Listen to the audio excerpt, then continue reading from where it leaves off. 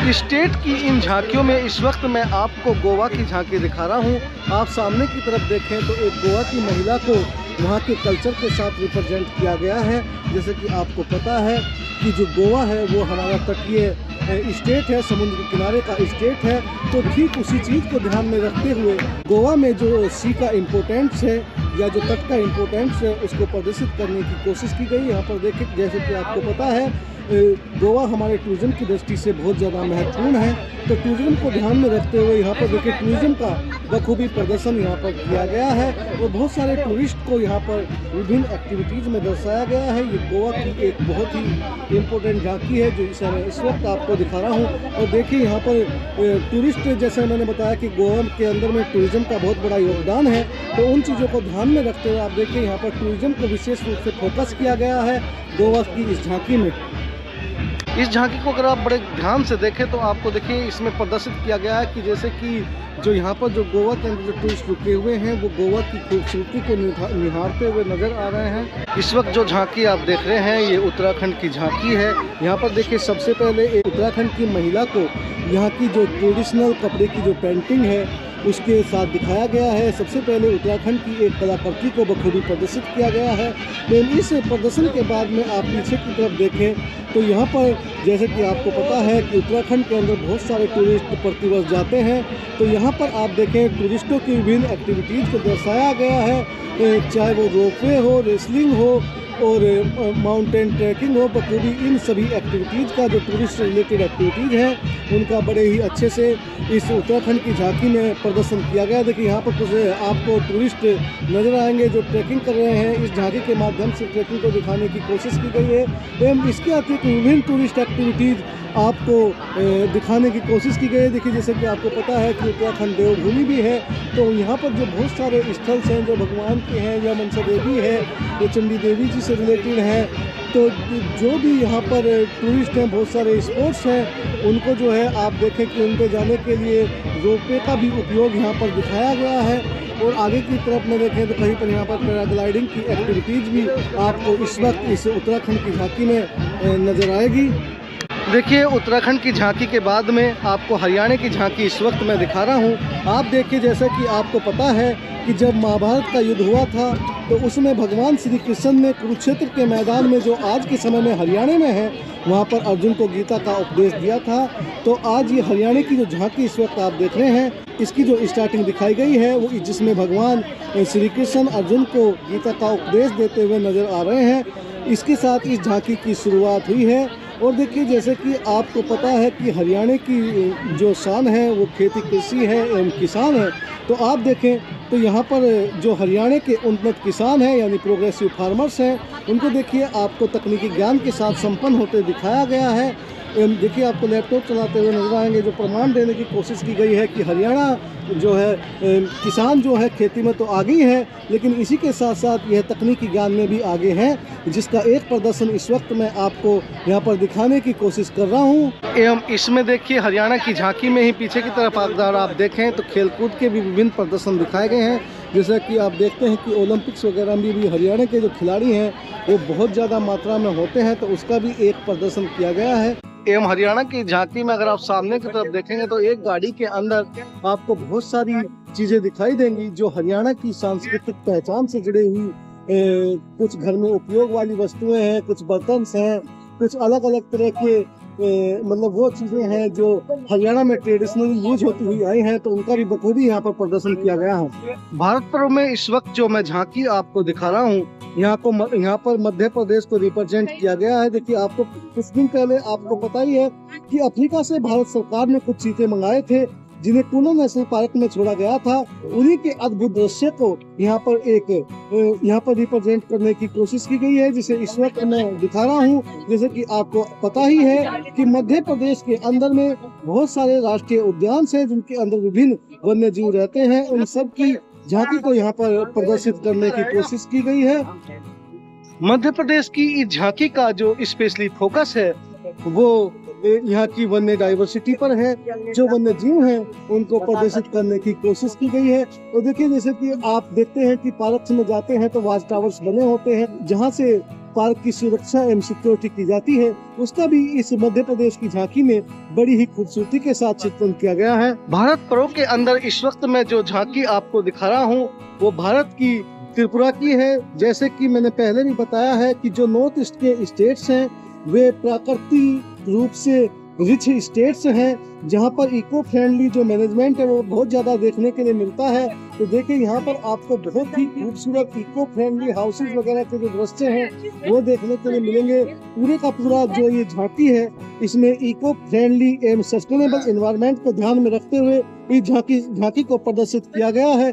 आप देखेंगे इसमें बम्बू का बहुत ज्यादा यूज किया गया है जो बहुत ही ज्यादा इको फ्रेंडली है एवं सस्टेनेबल मैनेजमेंट प्रैक्टिस के अंतर्गत आता है, जिसका बड़ी ही खूबसूरती के साथ यहाँ पर चित्रण किया गया है, जिसको इस वक्त मैं आपको दिखा रहा हूँ।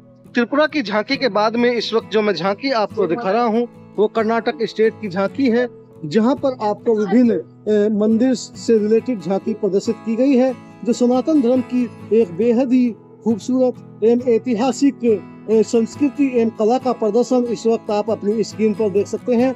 देखिए यहाँ की जो ये मंदिर वगैरह जो कर्नाटक की राज्य की झांकी में दिखाए गए हैं कितने खूबसूरत हैं एवं प्राचीन नक्काशी एवं कलाकारी जो भारतीय राष्ट्रीयता की एक पहचान एवं भारतीय जो धरोहर है उसको यहाँ पर प्रदर्शित करने की कोशिश की गई है।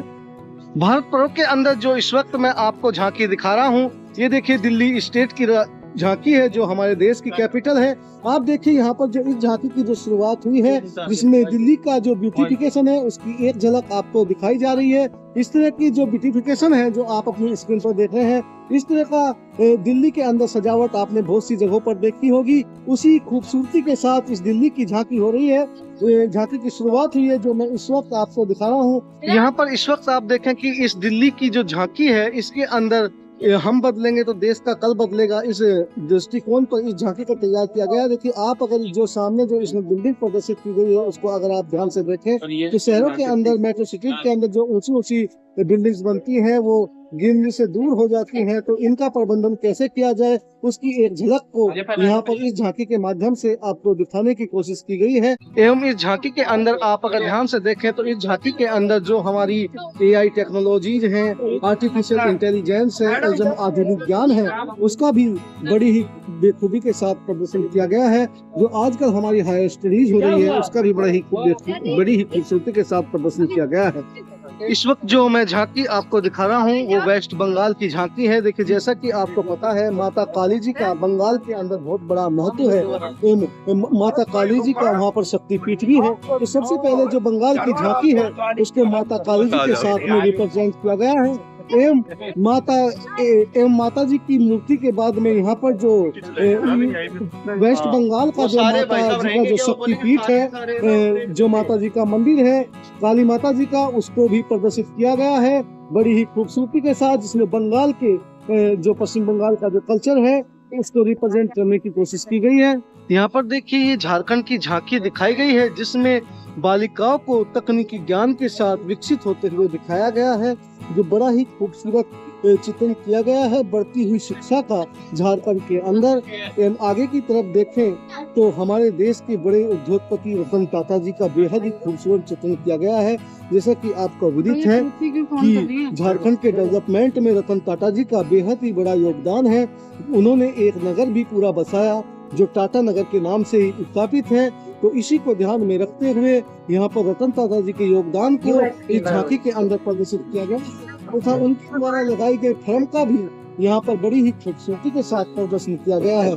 झारखंड की झांकी के पीछे में गुजरात की झांकी का बड़ा ही खूबसूरत चित्रण किया गया है, जिसमें अब आप देख सकते हैं कि जो भारतीय संस्कृति है उसकी जो बड़ी ही खूबसूरत नक्काशी है, जो हमारी सांस्कृतिक पहचान है उसका बड़ी ही खूबसूरती के साथ यहाँ पर चित्रण किया गया है। और आगे की तरफ देखें तो हमारी एयरफोर्स की ताकत को भी इस झांकी के अंदर प्रदर्शित किया गया है। तो यहाँ पर आप देखें तो जो हमारी जो एयरफोर्स का जो सैटेलाइट सिस्टम है उसका बड़ी ही खूबसूरती के साथ चित्रण किया गया है। इन देखिए जैसे कि आपको पता है कि सरदार वल्लभ भाई पटेल जी का ताल्लुकात गुजरात से था, तो उनकी जयंती के 150 वर्ष पूर्ण होने पर गुजरात सरदार वल्लभ भाई पटेल जी को भी इस झांकी के अंदर बड़ा ही विशेष स्थान दिया गया है। उनका भी बेहद ही खूबसूरत चित्रण यहाँ पर किया गया है। गुजरात की झांकी के पीछे आप देखें, ये हमारे दक्षिण भारत के राज्य आंध्र प्रदेश की झांकी है, जिसका चित्रण श्री गणेश जी के साथ किया गया है, जिसमें वहाँ की सांस्कृतिक झलक को दिखाया गया है। भगवान गणेश जी के चित्रण के बाद ही यहाँ पर जो आंध्र प्रदेश की जीवन शैली है उसका बड़ा ही खूबसूरत प्रदर्शन किया गया है।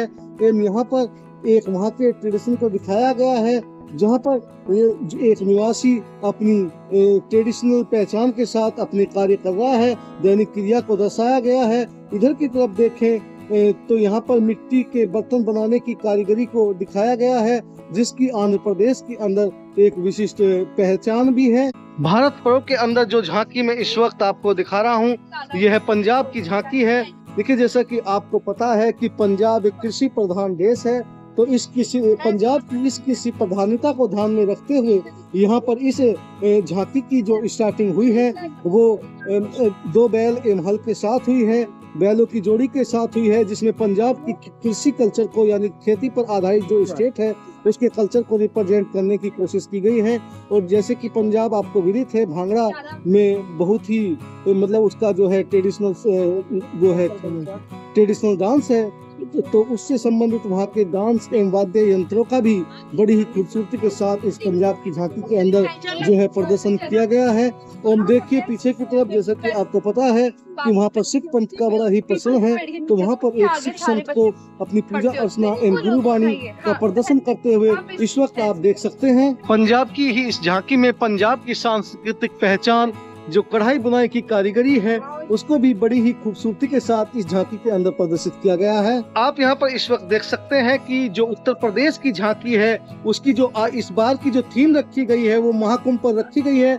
आप देखिए इसमें, जैसा कि आपको पता है कि जो महाकुंभ क्यों मनाया जाता है, क्योंकि जब राक्षसों और देवताओं के बीच में जो समुद्र मंथन हुआ था और उस समय जो 4 जगह भूमि पर जो अमृत छलका था उसमें से उत्तर प्रदेश का प्रयागराज भी एक जगह थी।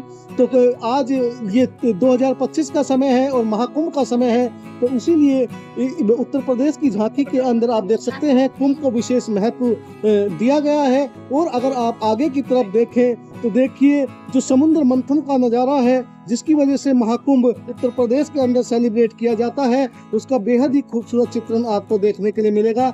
आप अगर इस झांकी में नीचे की तरफ देखें तो जो हमारे सनातन धर्म के जो नागा साधु हैं उनके शाही स्नान को बड़ी ही खूबसूरती के साथ इस उत्तर प्रदेश की झांकी के अंदर प्रदर्शित किया गया है।